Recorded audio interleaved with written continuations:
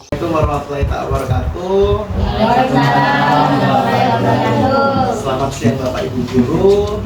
Hari ini saya akan memberikan pengimbasan penilaian kinerja guru dan kepala sekolah di SMP Negeri 34 Opini yang sebelumnya sudah saya dapat di tanggal 21 Desember 2024 di SMP Negeri 31. Oke, hari ini saya akan sampaikan di 13 Januari 2025 ya. Di situ ada variabel pengelolaan kinerjanya, ada praktik kinerja, ada perilaku kinerja, ada pengembangan kompetensi dan dokumen akuntabilitas. Nah, dari tahap ini pemetaan kinerja tahap perencanaan, ada pembinaan kinerja tahap pelaksanaan, ada penilaian kinerja tahap penilaian. Jadi di sini kalau dalam 2024 itu kompleks ya, kita akan mengupload sesuai dengan JP-nya ya, minimal 32 JP. Dalam melaksanakan diskusi persiapan, observasi praktik kinerja, diskusi tindak lanjut, upaya tindak lanjut, refleksi tindak lanjut. Dan itu yang kita sudah laksanakan di tahun 2024. Nah, penilaiannya apa? Pegawai akan mendapatkan rating praktik kinerja yang dari atasan yang dilandaskan pada upaya refleksi, upaya mempelajari dan perubahan praktik. Nah, ini akan nanti disinkronkan di EKIN kinerja ya. Nah, perilaku kerja, pegawai memilih fokus 7 aspek perilaku yang berakhlak akan ditingkatkan ya. Jadi selalu meningkat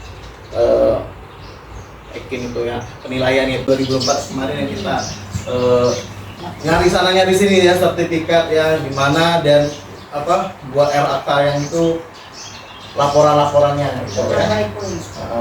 Nah, dokumen akuntabilitas ini pegawai mengetahui dokumen akuntabilitas yang perlu diunggah oleh kepala sekolah. Jadi kepala sekolah tahu apa yang kita unggah nih, laporan ekstrakurikuler, laporan kegiatan OSIS ya dan lain-lain. Nah, itu pegawai melaksanakan tugasnya sehari-hari ya, lebih apa ya, kita tuh di 2024 tuh jenuh untuk memenuhi LHK itu. Jadi penyegaran dulu ya terkait pemahaman substantif teknis pengelolaan kinerja. Ada 10 pernyataan nanti ya. Kalau berdiri berarti itu fakta yang sudah kita lakukan ya. Dan kalau duduk berarti itu miskonsepsi, konsepnya salah ya. Next coba kita. Oke, semakin banyak target perilaku yang dipilih oleh pegawai, maka hasil observasinya akan semakin bagus. Fakta dan miskonsepsi. Semakin banyak target perilaku yang dipilih pegawai, dan maka hasil observasinya semakin bagus. Fakta atau miskonsepsi? Miskonsepsi. Coba jawabannya fakta atau miskonsepsi? Kalau duduk berarti miskonsepsi. Kalau fakta stand up, berdiri. Oke. Miskonsepsi. Oke, miskonsepsi ya. Next. Oke, di periode 2 berarti dari Juli sampai Desember ya, pegawai harus memilih indikator praktik kinerja yang berbeda dari periode 1. Boleh atau enggak? Miskonsepsi. Fakta. Berarti berdiri ya? Ya, berdiri ya. Berarti fakta. Oke, yang berbeda. Jelo. Saya ulang lagi ya. Di periode 2, pegawai harus memilih indikator praktik kinerja yang berbeda dari periode 1. Indikatornya ya. Indikatornya. Fakta.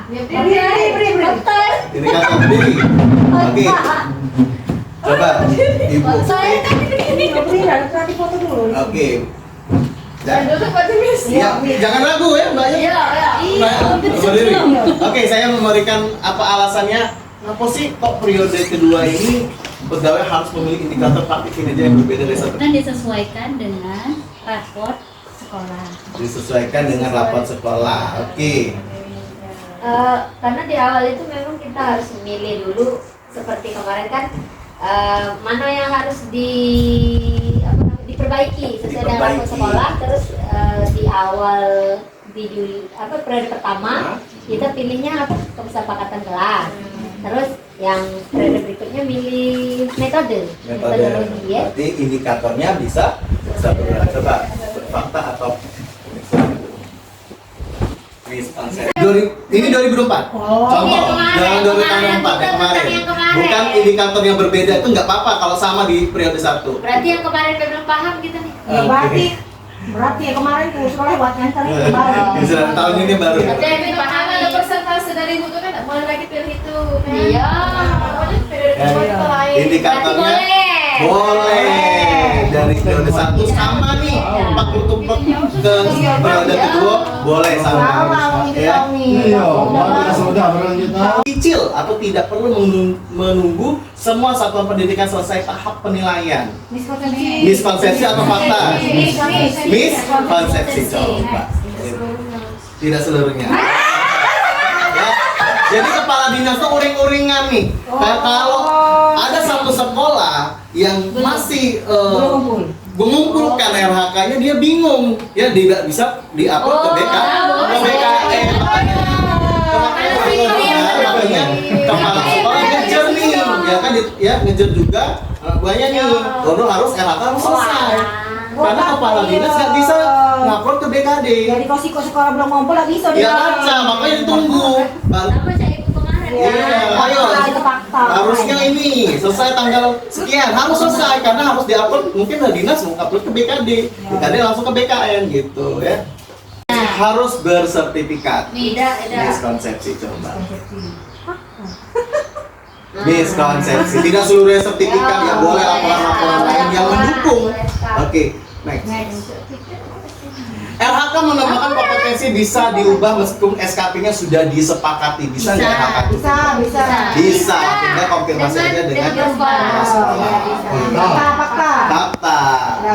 Beri ini loh.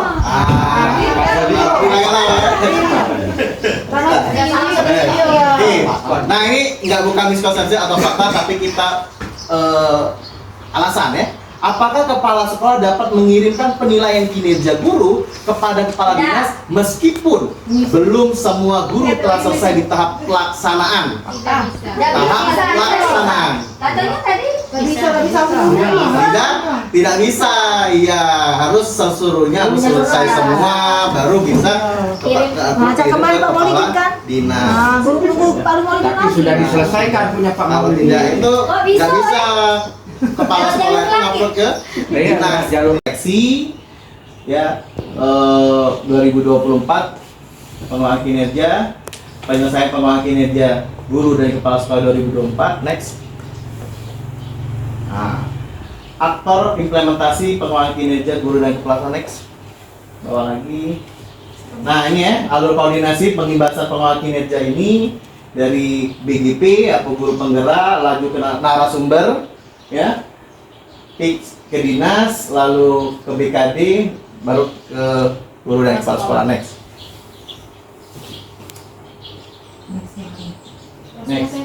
Next, usah.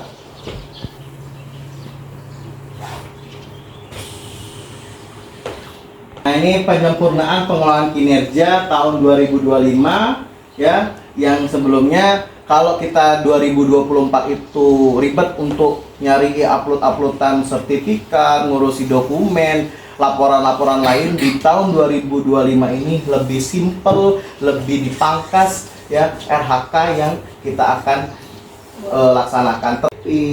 Kayak sertifikat atau kayak kita misalnya ada pelatihan itu dikumpul sertifikatnya, atau misalnya kita ada tugas tambah kita dikumpul, jadi tetap kita kumpul dengan kepala sekolah. Jadi kepala sekolah itulah yang menilai nanti kinerja kita, jadi bukan lagi RN yang menilai.